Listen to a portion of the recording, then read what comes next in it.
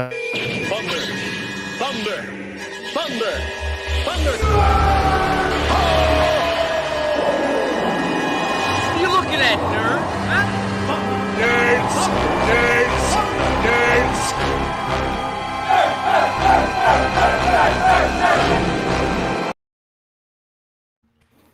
Boom. Wow. Hey, welcome to Thunder Nerds. I'm Brian Hinton. And I'm Frederick Philip von Weiss. And thank you so much for consuming the Thunder Nerds, a conversation with the people behind the technology that love what they do. And do tech good. Wow. Welcome to the show, Nice. everybody. Brian, go ahead and take us off. Yeah, I'd like to thank this season's sponsor. Do you know what's hard to set up securely? Unified logins for apps. That's what's great about our sponsor this season, Auth0, because they make it easy for developers to build a custom, secure, and standards-based unified login by providing authentication and authorization as a service. If you want to try it out, go to auth0.com today. Also, make sure to check out their YouTube channel, youtube.com/auth0 for some great developer resources. They have videos covering everything from Gatsby to accessibility, and their Twitch channel, they do live streams, Twitch TV/auth0. The most recent one was Next.js, which was nice. Last, Auth0 runs Avocado Labs. I love that name. An online destination for meetup events organized by their developer advocates. And you can check that out at avocadolabs.dev. And thanks so much, Auth0, for sponsoring this season. Frederick? Yeah, thanks, Brian. And also make sure that you subscribe to the show on YouTube so you know when we're going live. You can see all the cool stuff before we make those little tweaks and all that. We'd really appreciate it. And with that being said, without any further ado, let's go ahead and introduce our guest. We have a very special guest today. We have design leader, speaker, teacher, YouTuber, comic artist, illustrator, and the co-founder and CEO of Blush, Pablo Stanley. Welcome to the show, Pablo. Hey, You're awesome. welcome. Thanks for having me, guys. That was a pretty intense intro, just like so many things, and also I love the intro, the thunder. That's pretty cool. It reminded me of my childhood. For those who don't know, that's like 80s cartoon show. Anyway, like I don't know. For us old people, I'm pretty sure that you're touching our hearts there. Yeah, the old Thundercats. Absolutely. Exactly. Yeah. So, man, how have you been? What is your current situation? Let's get a few things out of the way. Like, how's it going with you now with the whole COVID situation? Now that we're in August. Yeah. So it's been a weird couple of. How long has it been? Right? Time is such a weird thing that we're realizing like something that just happened a couple of days ago. It just feels like it was weeks, months ago, and sometimes also stuff that actually happened a long time. It's like, oh, hold on, like it's actually been this long. I don't know, like I suppose like our perception of time has really shifted. So I think like everyone else, just staying at home, trying to stay safe, and also just like the whole idea of like, hey, now I have all this time in my hands, so let's try to be productive. And it's suppose for a lot of people who are hearing this podcast, just like they'll identify as like makers or like someone who like creative or something. So like suddenly like, oh well, you are a maker, you are a creative. Well, now look at all this time for you to create. So I feel like sometimes like a lot of pressure, right, on us. It's like, oh, you're the one who has imagination. Come on, like create stuff. And I don't know, but so I've been trying to do that. My responsibility as a maker. That's great. I love your like a lot of your little comics and stuff you've done, and we highlighted one in our doc that we share, the how not to wear a medical mask. It was hilarious. We'll have a link in the show notes, but it's all sorts of ways that you should not at all wear the mask, but we should wear it on your face. That's the point of it. Exactly. Yeah, I think it was just the idea of like, hey, a reminder for people like how to wear their masks and but also like sometimes like, how do you tell people the right way? Well, you show them the wrong way. Right. And that was the idea behind it. And also just like a nice, I don't know, I suppose, hopefully funny, lighthearted way to remind people that that's important. That's all. Yeah. Are you getting a lot of time to go back into the design team and make a lot of those comics? I see that you just kind of pushed out like 5 or 6 of them just the other day, right? Oh yeah, I've been actually like all of those comics. I've been putting them on Instagram. Actually, I've been just like putting like carousels on Instagram. You know, so that's how I've been selling like comics now. Just like on Instagram carousels, and I haven't put them on the actual site. Just like recently, I dumped a ton of those comics that I put on Instagram. I was like, okay, here are a ton of comics that I made, and a lot of them were pre-COVID. So some of them were people are like actually still like in the office or like in the environment where they were all together. It's like, oh, people are going to be like, Pablo, like look at the time. What's going on with your your comics with people not doing social distancing? So yeah, and actually I started a new comic series. That is really? It's called Stock at Home. I haven't made a site or anything. I just the same. I just put them on my Instagram, and it's just a couple of people who are stuck at home and just like the different things that they're experiencing while they're going through these weird times, which I think a lot of us are going through. So what's the URL of that? Is it stuckathome.design or .io? Oh no, it really is just my Instagram. You just go to my Instagram, gotcha. and you'll potentially see some of them, and the characters are there, and I do share. It's kind of like all over the place, my Instagram. So you'll also see some videos of me drawing the comics, and just like telling people how I drew something. So, but yeah, I will eventually make a site or something about it. Yeah. So how did you actually get, like, I see a lot of these comics that you've made with the designteam.io, and I also see that there are some of the videos that I've seen you do where you actually, it seems like you were either pulling inspiration from there or that led to that. Like, how did that come about? Is that like a way to just like get off some steam? Because I mean, they're really funny. Yeah, I really like. Sorry to interject, but I really enjoyed that one specifically with the MVP and how, like, if you were a product designer in real life and like the where you made a chair or a table, or no, yeah, it was a chair and it just had one leg. It's like it's very minimal. Yeah, exactly.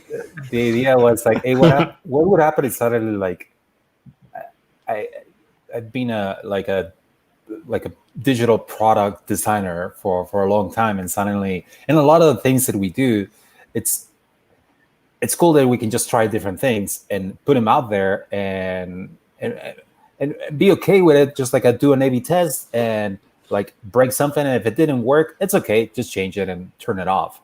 You know, so like, what would happen if we had that kind of mentality where we're just testing and iterating and just like doing taking like steps in like, I don't know, like in a sprint or iteration, or just like changing things over time, but also with like physical products and actually putting them out there and letting people actually test them. And I was like, okay, no, scrap it.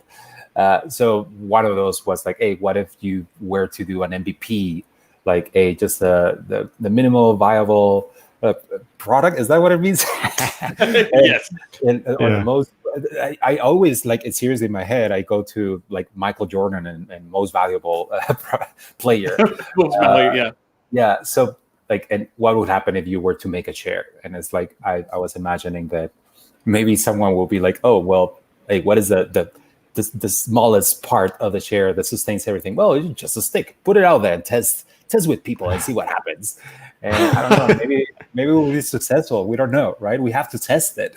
We have to put it out there and see if people really like just the stick to support their bodies.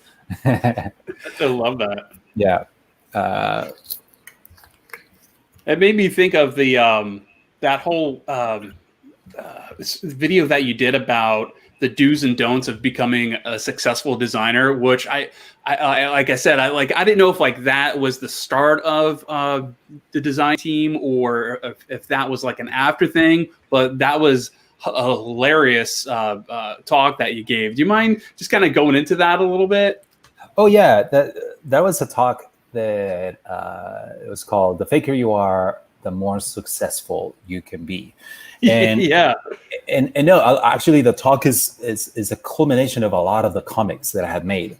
So a lot of the comics, I put them together into something like a talk, and obviously more like other new stuff, and I put them in the talk. But yeah, the comics were first, and then the talk came after the comics, which were the talk was based on those comics, and just put together into one single like a talk. But it was just the idea of I don't know, like the comics stand as I suppose like a therapy, like a self therapy on a lot of things that I was going through, and just like how to deal with a lot of the insecurities and a lot of that feeling of not belonging while I was going through like the learnings of becoming a product UX designer, interaction designer, whatever we're calling it now, and so yeah, like going through that, like made the comics just to laugh at myself and laugh at the stuff that I was going through, because I feel like sometimes like all of that stuff we were taking it too seriously, and also yeah, definitely, which is okay, it's good, but also like sometimes like it felt like it was nice to stop and realize like, hey, we don't know what we're doing, right? We really are just like figure it out as we go, right? And it's like, because I am, and it's like something like, oh yeah, we all are, but let's pretend that this is serious stuff, because we have investors line up. But no, like I suppose the comics were just a little bit of like laughing a little bit of that, and again, just like also self therapy on my fears and insecurities.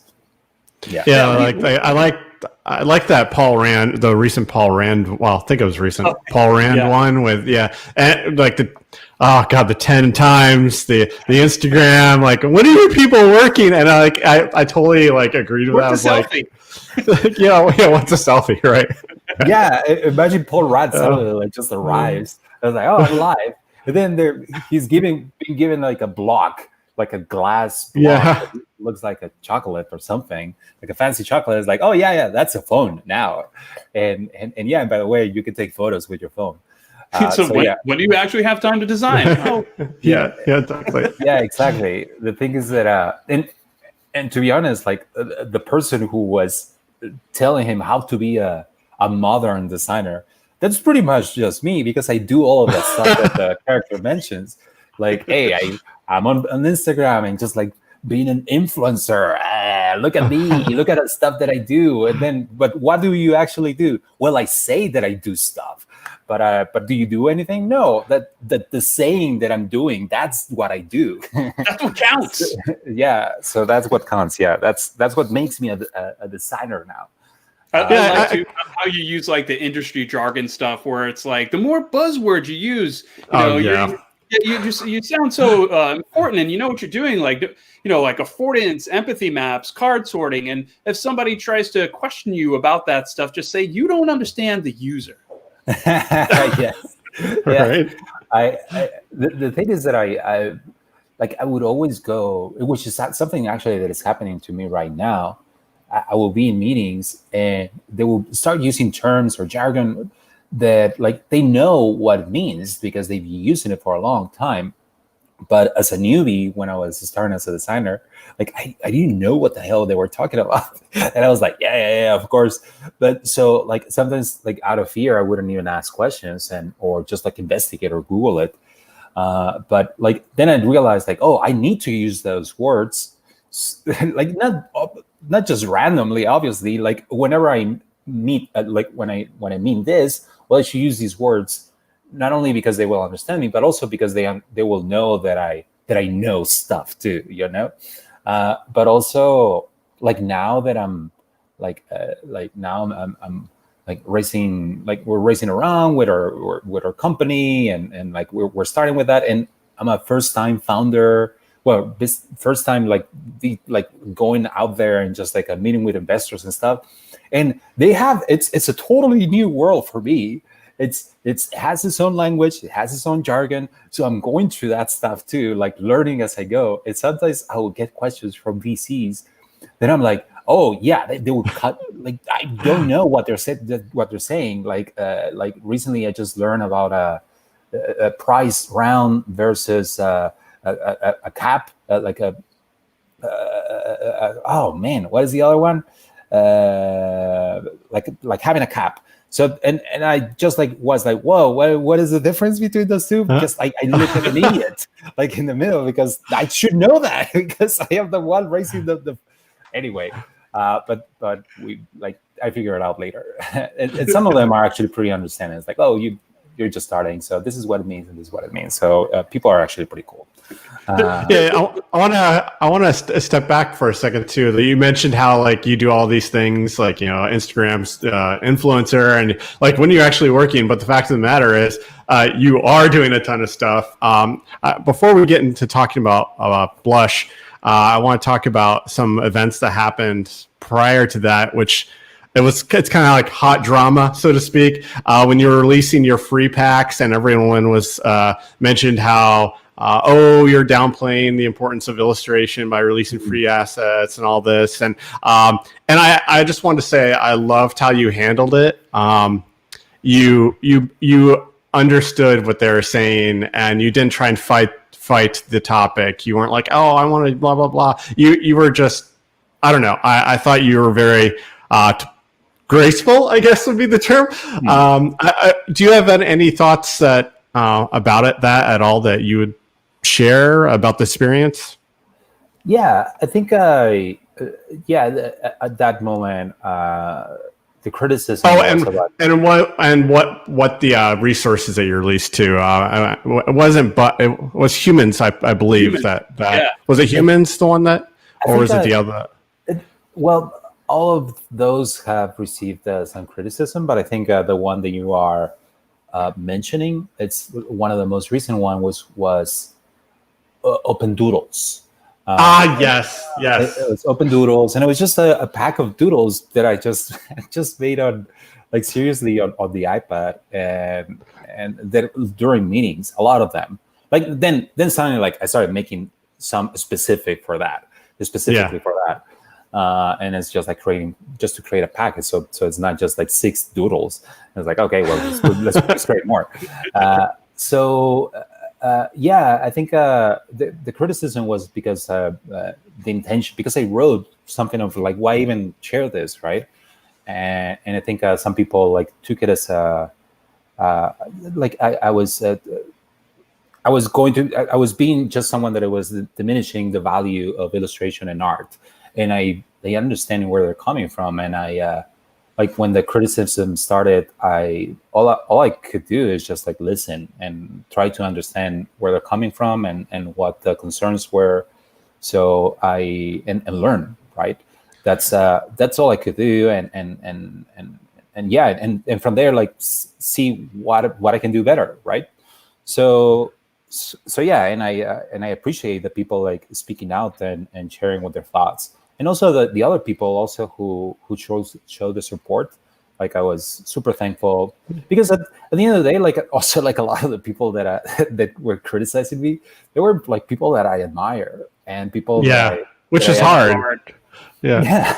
It really like that those couple of days like really sucked, because I was seeing the comments from these people who I look up to, and they were saying that I suck and that I was killing the industry and stuff like that. I was like, oh crap, no, I was just sharing my doodles, but okay. And so,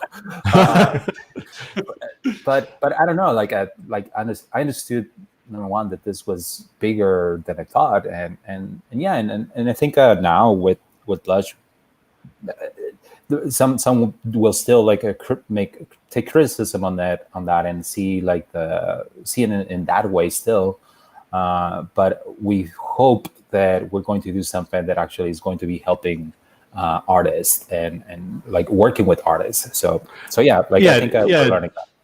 Yeah, definitely. I didn't want to make it a bring back the drama, so to speak. But I did want to recognize just how gracefully you handled it, because it's a great representation for the design industry on a whole. So many times designers fight with each other, and you just listened, and I really admired that. So that Frederick will take away to Blush. Yeah, thank you. Yeah. Well, speaking of Blush, why don't we talk about it? So this is pretty recent for you, right? From my understanding, this started in May of this year, and CEO, founder, tell us a little bit about the reason why you started this, and then we'll jump into what Blush actually is. Yeah, well, I think it is a culmination of the things that you were mentioning on all the other illustration packs and things that I have been sharing before. So all of this time that I've been putting them out there, the idea is to help people create things with these assets that I was putting. So I will create an illustration pack, almost like as an experiment, like an illustration system. And the idea is that when you create a system, you're creating something that is not static, that is dynamic, and people can actually meddle with it and then create their own combination, their own mix and match the parts to create their own compositions. So that was the whole idea. Hey, here's what I made, but in reality, it's not about what I made, it's what you can make with it. And so that has been always the idea behind those things that I put out there. And one of the things that I realized is that there's still a filter on the people who can use these things, because it's still like a file, like a design file that you have to download. And once you download it, open it and know how to use the design tool.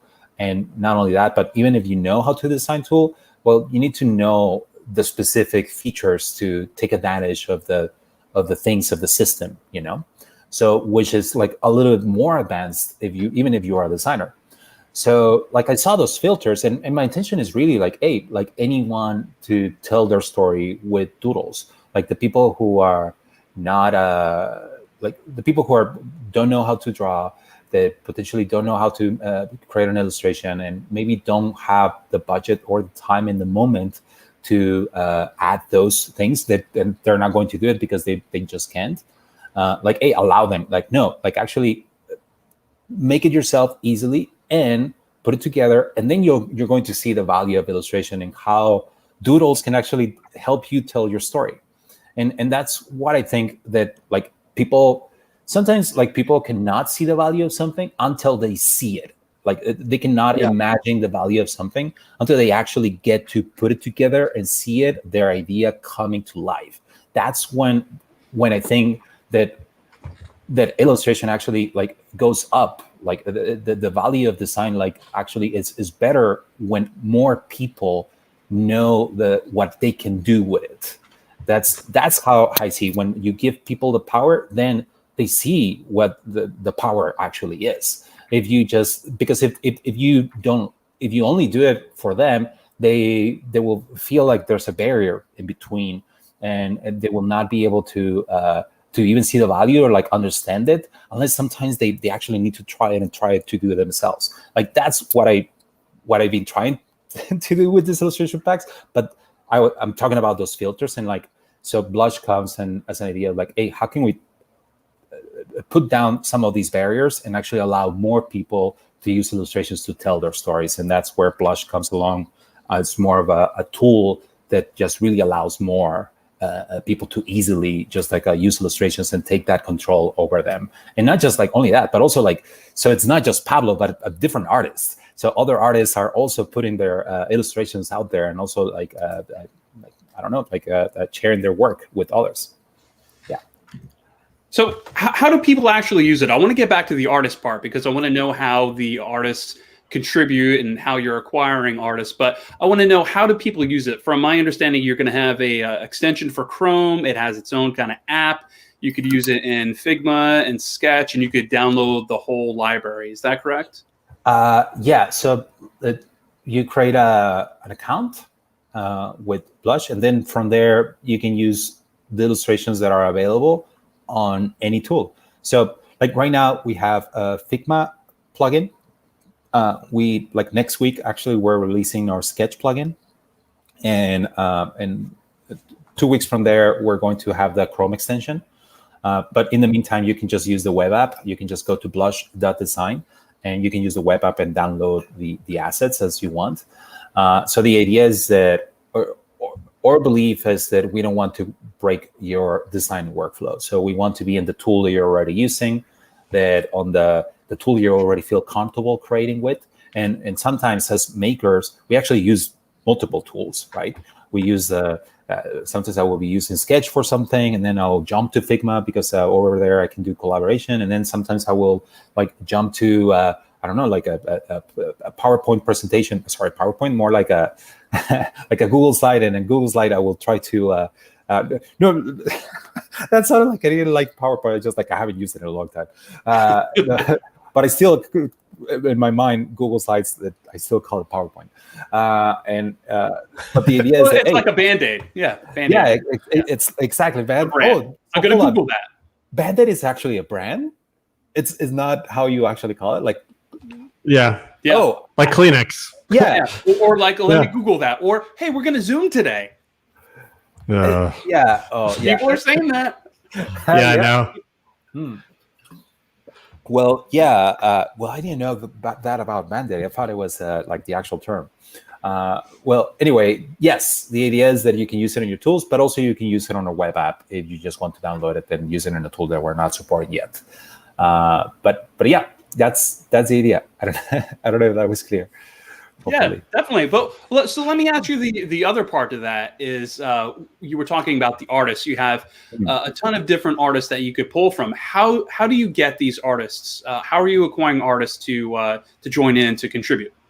Yeah, so like a lot of them have applied to be part of the Blush community. If you are an artist, an illustrator who wants to put their artwork there, you can apply. Right now, there's a link down there on the site. If you go to blush.design and just like become an illustrator, it's just a form. So like right now, there's around almost 800 people on the wait list.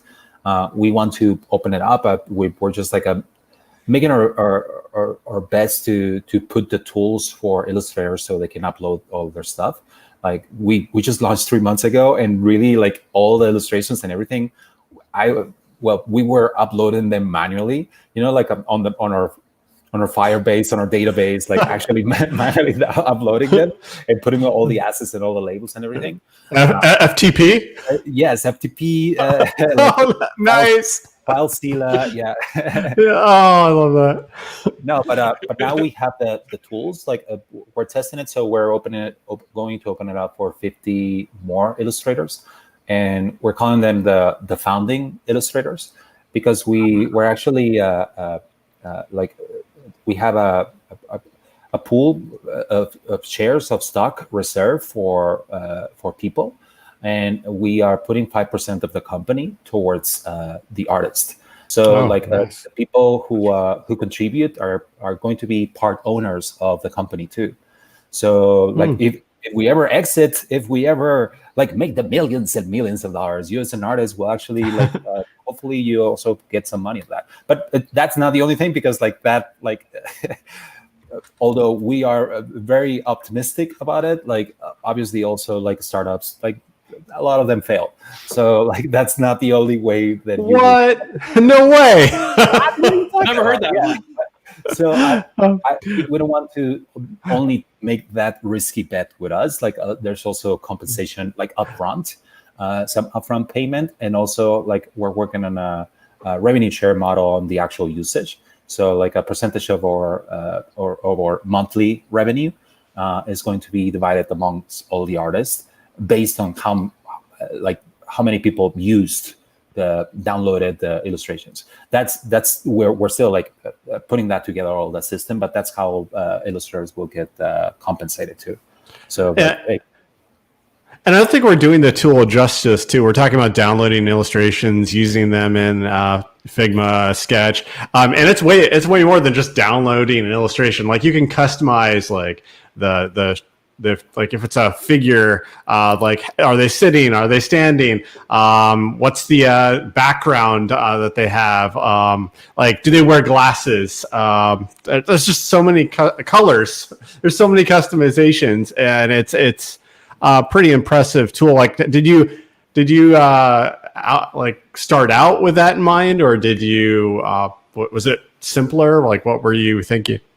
Yeah, so the idea was to embrace the chaos, because like it is a system in a way, but like you can combine multiple things, right? So the idea is that when it's a character, allow people to be able to change the hairstyle, to change the expression, to change their body, like the upper body, the lower body. So like that way, the illustrator still has control of the style of everything, like how the system works. Yeah. On the other side, the maker, the one who is going to be using this for their own like side group or their story, to tell their story, they have control over how it looks by making those combinations, which is something that we have already seen like in games, when you're creating a character, like a character builder and stuff like that, when you're customizing how your game looks, like that's something that is, to be honest, like it's not new. Like it's a concept that people already get. It's like, oh yeah, it's like a sim that you're just like creating stuff. So but on the style and how things are built, we do ask the illustrators, the artists, to embrace like if they're going to be representing people on their illustrations, if there's going to be characters, to be inclusive and to be like put people from different beliefs and from different nationalities, and also like so people can feel like like if you go there and try to make a character that looks like yourself, so people can actually like put together themselves, then they can feel like they're represented in illustrations, and also one of the things that is built in the builder is that every time you create an illustration, it's random. So like I love that randomize button. Yeah, and you can keep clicking the randomize button, but once you select like, hey, I want a character that is standing, it will create a random character like from the get-go. And the idea there is that it's trying to remove some of the unconscious biases that we might have. And it's like, it just like selects the color of your skin, it selects the hairstyle and everything. And then from there, take it as like you can customize as much as you want. But from the start, the decision was kind of like made for you by random. So that's also something that we thought it was kind of important in a way. From there, like we're also implementing a way for you to save them. And then if you want to further edit them or like use them as a character that you also like want to templatize, you can do that. And that way it's not always random because that might be frustrating if you want to reuse the same character. Right. So yeah, that's but like from the get-go, that was one of the things that how can we like ask from the illustrators, and they have been amazing on the types of illustrations that they create and how they try to represent different people. And I don't know, like I'm super proud of the artists who have contributed so far, and we're really excited of the artists who we're about to release more stuff. So like they have created some amazing stuff. I'm just like, I don't know, I get excited because of the stuff that people create with them and how they use them and how happy they get when they feel like, oh, look at what I made with this. And I don't know, it's just like, I think it puts a big smile on our faces when we see that. How does this fit with humans? So humans is basically, in my mind, it's kind of the same thing, except obviously it's humans. You mix and match people. You could do this in a bunch of different systems. And from my understanding, you could use it on Sketch, Figma, Envision, Adobe XD. You could change people's clothes, their hair, background scenes, all that stuff. You mix and match, and it's free. So how does that work with this? Yeah, well, humans, it's one of the collections that you can use also on Blush. So you can use humans there, and you can customize anything. The difference is that there's a button that says use with Blush. The difference there is that, well, with Blush, you get the custom, you get all the tooling for the customization. So like you can do it on the web. Like if you download it, then you have to, like what I was explaining, that I felt like it was a little bit not as inclusive for some people. It's not as successful for some people, where it's like, hey, you still have to download the file. And well, you need to have a license for that, for one of these design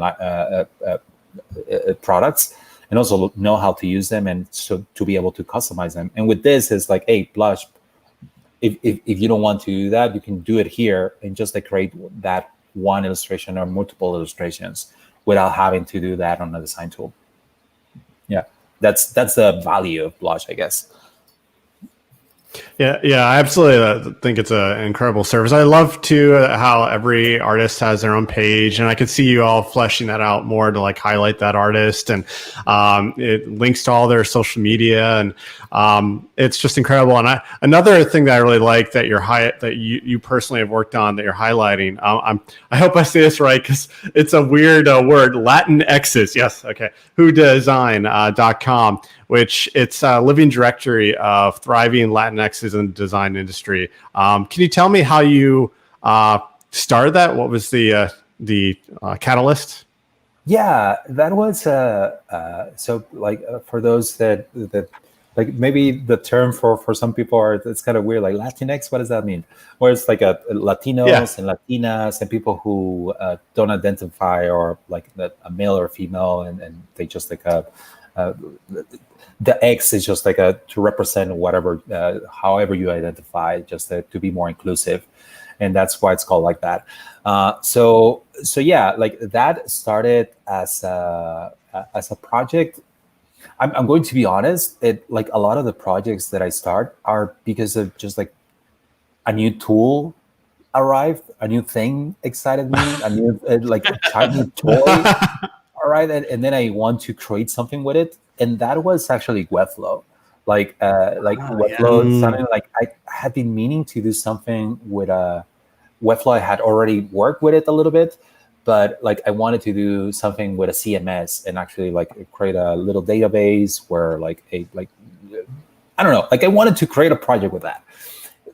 That is really, like, if I'm being honest, that's how it started, because I was trying to like find an excuse to do something with Webflow. For those who say like the crap on tools, and it's like, no, tools are not what drives creativity. It's really like your ideas there in your head.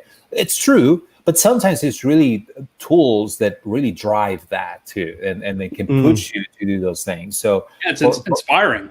Yeah, like seriously, like if Webflow had not existed, I would have probably not done it. So like it like the tools and the creative side, like they're really linked. And whoever tells you that no, it's not really the tool, yeah, they're separate. But really, the magic happens when you know how to use it, and when you find yourself you're challenged by the tool, or you feel comfortable with the tool, and then you can create these things because of the things that allow you to do, because they're a driver, you know. So yeah, that's how it started. But really, like, also, like, it wasn't just like, oh, okay, whatever. I could have done it about whatever. Yeah. Like, it was really about something that I felt like a question that I would always get. And also, here's the thing. I had been doing design workshops in the Bay Area for some time now. And just like, hey, let's get together, like meetups, and groups of 20 up to 70 people, and just every 2 weeks I was doing design workshops. And to be honest, those workshops look super diverse, and I saw a lot of women, a lot of Latinos and Latinas. The thing is that I didn't see those people. The people who were hired and the people who were really hungry for knowledge and hungry for that they were really talented, the colors look different in both sides, but it was so I realized hey, I'm sure that over here it's not that they're not wanting to hire people over here, or it's just that maybe they don't know how to get to the people that are aspiring to these positions or to these careers. So so I don't know, like I think sometimes it's Latinx it was built as a way for people who want to put their stuff out there, who identify as Latino or Latinas. They can like, hey, I'm a designer, this is what I do. But also like the people who are recruiting too, it's like, hey, here's a tool I can use to just make my pool of talent and the people who are applying for this job, so it's a little bit more diverse, and invite them like, hey, if you want to apply, just like go over here. So I think it works for both sides, I feel. And it has created a community on Slack, and people just helping each other, just like it's been a great experience too. That started just with my like me wanted to do something with a CMS. So like it has become something bigger than like sometimes it's the tools that inspire you. Did you is this because you met Los? I know you were on the Trav and Los show a long time ago, and I believe I saw the picture when Los is involved in this project back when you were doing the Design Cha Cha Cha podcast. Yeah. Carlos is Los is it's an amazing human being. Oh my God! He's like a heart with legs. That's how I see him. He's just heart with legs. Yeah, he's such a and a beard. And a beard, yes, and glasses.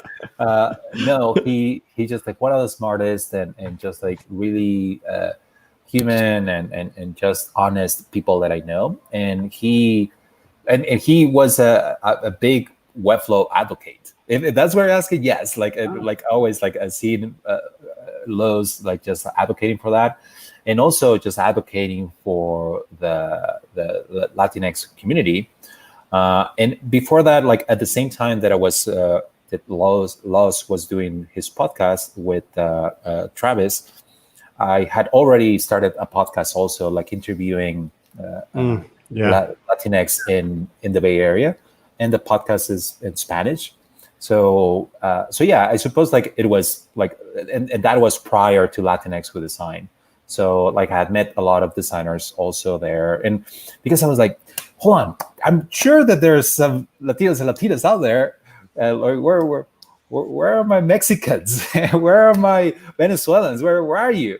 And then that was kind of an excuse for me to just like meet amazing people. It was, I'm sure that somehow you have made this podcast as a way for also to make amazing people, because I had seen that you have interviewed some of my internet heroes. It was like, I was just seeing the roster of people who you have interviewed, and it's like, I'm sure that you're just don't let them know. Yeah, that's a secret. That's what I did too. I was just like doing the podcast as I was using it as a vehicle to actually meet amazing people. So and also just as an excuse for me to speak Spanish, because like when I was in the Bay Area, like I rarely spoke Spanish. So this was like, I get to speak my language. I don't know. It feels like it feels a little bit warm and fuzzy inside when you get to do that with other people that you identified with, and that was a great experience too. Yeah. I do want to highlight too that I mean, I'm not sure how involved they are too, but Polio Garcia, I don't know if I'm saying that right, and Sarah Sharara, they also, I guess, are involved in as well, and it's like, good. Yes, they Polo Garcia, yeah. They and Sarah, they're involved. It sounded like it was all just me, the Pablo show. The Pablo show. I think you just should change it to that. No, I apologize that I didn't mention them, but yeah, no, they were involved from the get-go too, and then like it would have not been possible without their help. Yeah. And you also, I like how you don't just like this is the site, this is all you need to go to. You also link across to, women who design, women who draw, 28 Black designers, a bunch of other things as well, just to kind of spread the love and awareness. I appreciate that. That's awesome.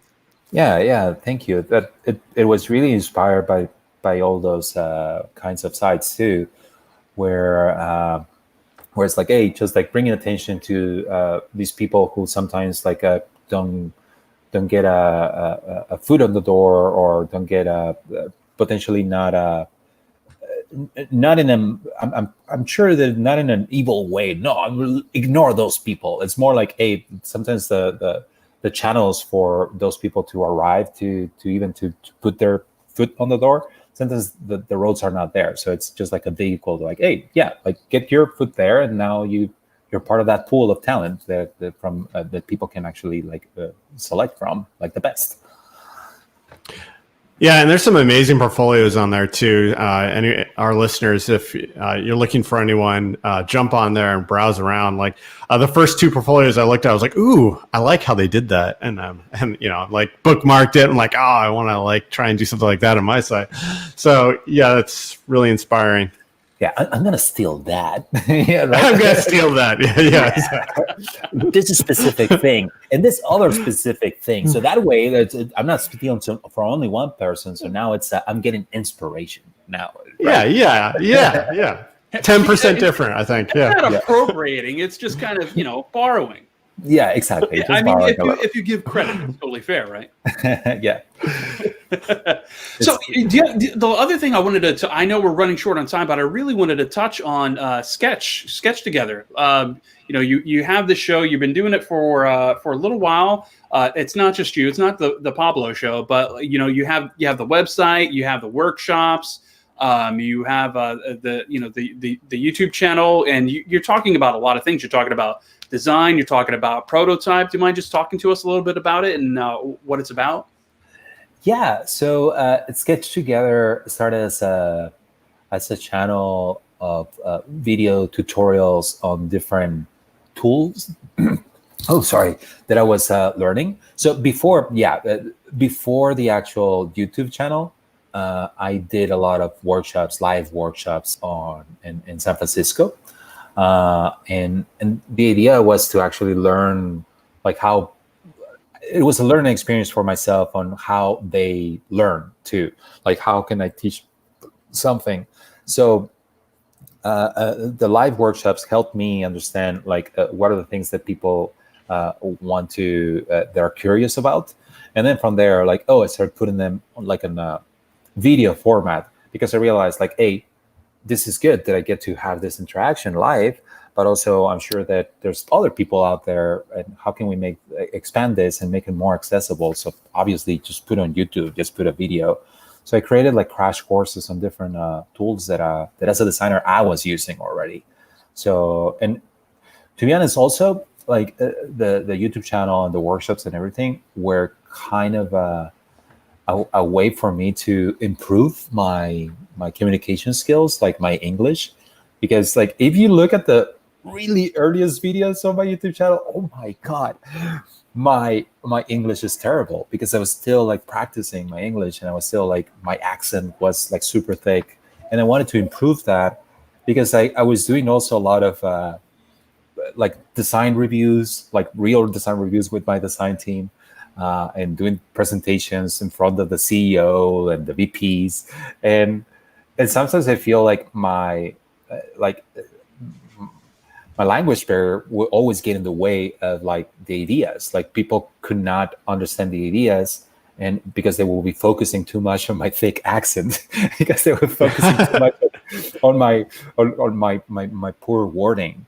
So the videos and everything forced me to just be in front of a camera and actually practice my English more and more.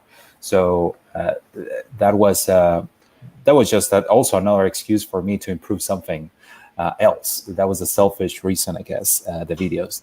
And yeah, it's been a great experience just putting that stuff out there.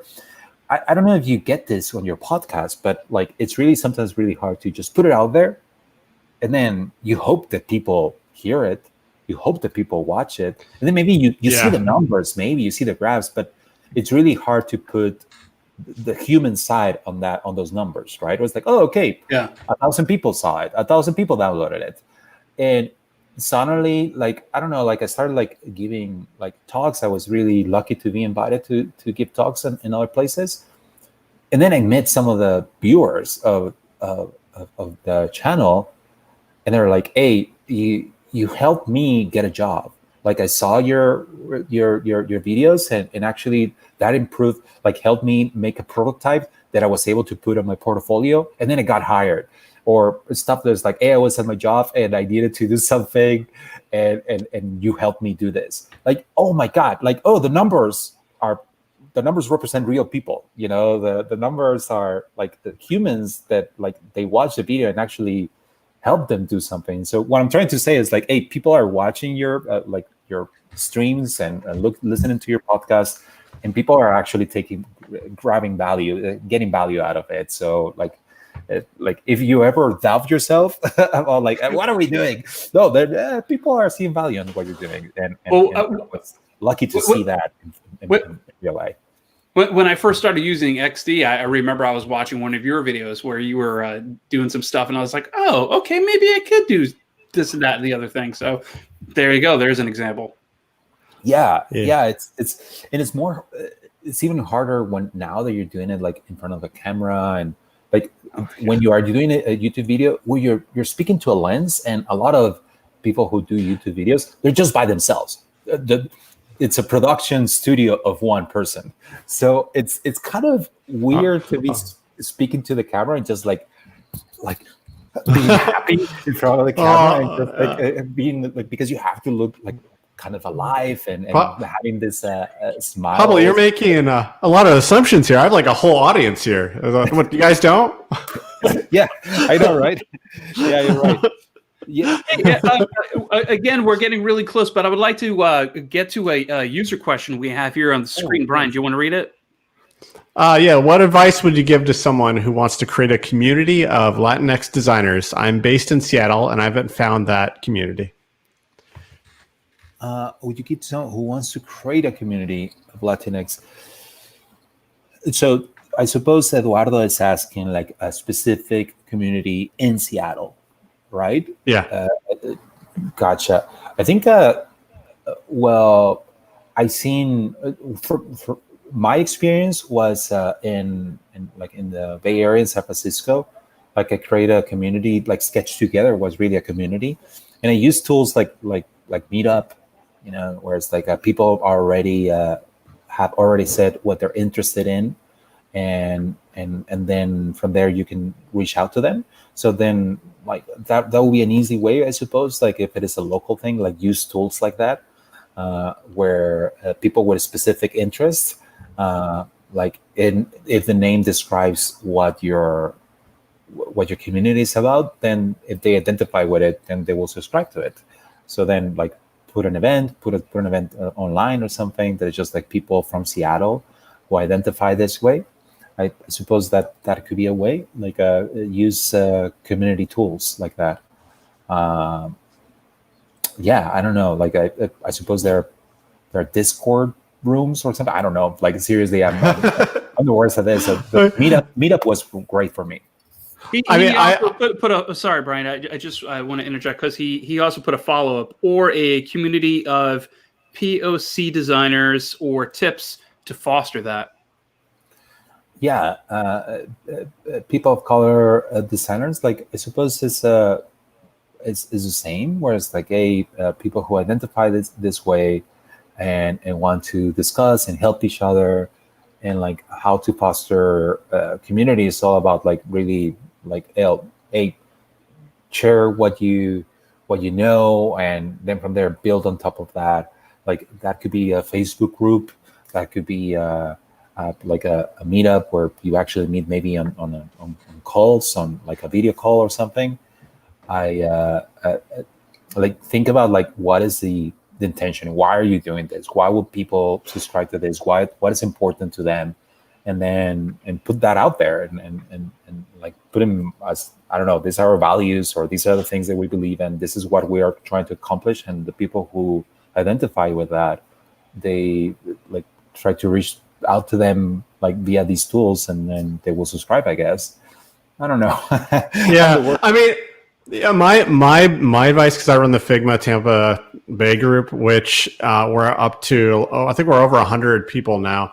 Nice. And the thing to do is just do it. Like if you want to do something, start like anywhere. Like pick a spot and begin. Like it could be a tool, like Pablo was saying, like if it's Sketch or whatever, and then invite people and then just grow from there. And it'll mutate into whatever makes sense locally. But like Frederick, oh, go ahead, Pablo. Oh no, I was just going to say like the Field of Dreams quote, like if you build it, they will come. Yes, they will come. Exactly. But like Frederick was saying, unfortunately, we're getting close to the end, and I like to get a little bit of my favorite part of the show in, which is lightning round, where we ask you questions and you answer, then we move to the next one. So, are you ready? Shake it off. Oof, okay. Oh my God, I'm scared. I don't know. Okay. Oh, be scared. What chore do you absolutely hate doing? What chore? La escoba. How do you say this? With sweeping. Back. Yes, I hate that. Yeah. What would you say is, in all seriousness, your favorite thing about yourself? About myself, like physically, No, my just hands. anything. My hands. Okay, that works. I love. Okay. Like I don't know. Like I'm super thankful for you. Thank you so much. Okay. You're in the circus. Would you rather be the person with their head inside the lion's mouth or get shot out of the cannon? Oh my God. Definitely getting shot out of the cannon. Yeah. Like, I don't know. Like it's Everyone says that. Well, you don't know. Like the lion must be hungry. I don't know. Like, no, I wouldn't put that. Yeah. I think that definitely would be way too gruesome. Pablo, what is your current favorite band that you've been listening to? Oh my God. Well, it's actually an artist, and she's called Chavela Vargas. I've been listening to her music like crazy lately, and she's a Mexican artist. She sings like really deep from the heart. Chavela Vargas. And actually, there's also a documentary on Netflix now recently. I don't know. It's called Chavela. If you can, could you just chat me the link to her, and we'll link it in the show notes. Of course. Yes, I will. Cool. Thank you, Brian. Would you rather be able to copy and paste in real life or undo in real life? Oh man, undo definitely. There's a lot of stuff that I'm like, I wish I had not said that. I wish I had not done that all the time. But I don't know. No, because then you don't learn. Then no. I feel like you got to pick one. God damn it. It's too late. It's too late. You have undo. There's no undo. And you can't undo it. Yeah, exactly. Yeah, there you go. If you cannot be around a computer for the rest of your life, what would you be doing professionally? If you could not what? Sorry?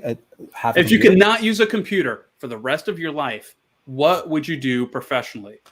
Oh man, I'll have a coffee shop, barista, like all learn everything about coffee and just like be a super nerd about coffee and just like seeing people like enjoy it and all that stuff. Yeah, I love that. I want to do that actually eventually. What do you miss most about being a kid? Oh man, the energy. Oh my God. Yeah. Oh God. Yeah. Totally. Just like the ability to like, I come from a place that it's one of the hottest places in the world. It's Mexicali, and I don't know how I was outside on the street. Just like if anything, yeah, on the summer, kids don't care. Yeah, just that like not being able to care and just like having your body that can like survive anything. Exactly. Favorite cartoon as a kid? Oh man, there is. I suppose I was still kind of a kid. I was kind of a teenager already, but Rocco's Modern Life. That was one of my favorite ones. That was I don't know that I don't know why. Shirt. What's that?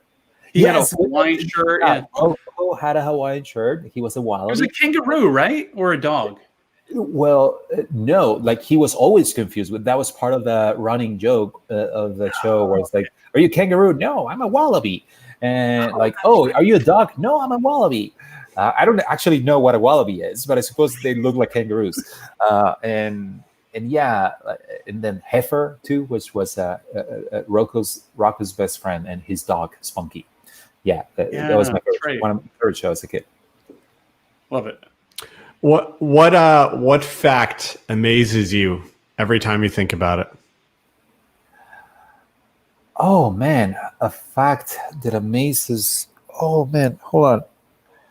The next one. Come on. I'll get back to this one. Yeah. Picture this. You come home, it's 2 a.m, it's raining, cats and dogs outside, maybe quite literally. You open the door, all you want to do is get in the house. You open the door, it's pitch black, it's dark, you can't see, and there's a ghost. What do? I don't know. Like, let's make some coffee, man. Like it was raining. Let's make some coffee. Yeah, Ghost coffee. I love it. The ghost would not ghost be coffee. the ghost is not the craziest thing apparently from my day, because they were raining cats and dogs. Exactly. Yeah, you might as well just go with like, it at that point, yeah, right? The ghost is ghost better is than being outside with the felines and the dogs falling. Exactly. The ghost will be a nice. I don't know. Like it's pitch dark. That means that I'm lonely. Like yeah. Like in these times, like some company, it's always welcome. The ghost will be like, "You see what's going on out there? Come on, let's go drink some coffee." Exactly. Yeah, let's make some coffee. Like I'm pretty sure the ghost will be like, yeah, actually, I have to go. I have a thing. So I was like, hey, no, where are you going? Come on, be with me. Do you have a mask on? Yeah, the ghost wants the social distance. So back to the question: what fact amazes you? Oh man, that you know what that we are able to adapt to anything. I don't know if it's a fact, but I can see it, that we can just our ability as humans to like, hey, suddenly like we have to be indoors and in quarantine for the longest time ever. And we're able to see the best out of it, and we're able to adapt and go a little bit crazy, of course, but we're making it happen, so that our ability to just seriously like embrace sometimes the chaos and the changes and just be okay with it and survive. That just like I'm amazed by our ability to do that. Yeah, I mean, it's good we're indoors too with all those cats and dogs falling down. So it is crazy out there. Fight as such too. So it's chaos outside. Brian, I think we're probably like right at the end. So why don't we go to the final question here? And Pablo, what we like to ask at the end is if you have any kind of words of wisdom, parting words that you could bestow upon the audience. Anything you'd like to say? Yeah, I think be patient. From a lot of designers I get, like, hey, how do you become this, or how do you get over here? And it's, well, you just do it, like you were saying, right?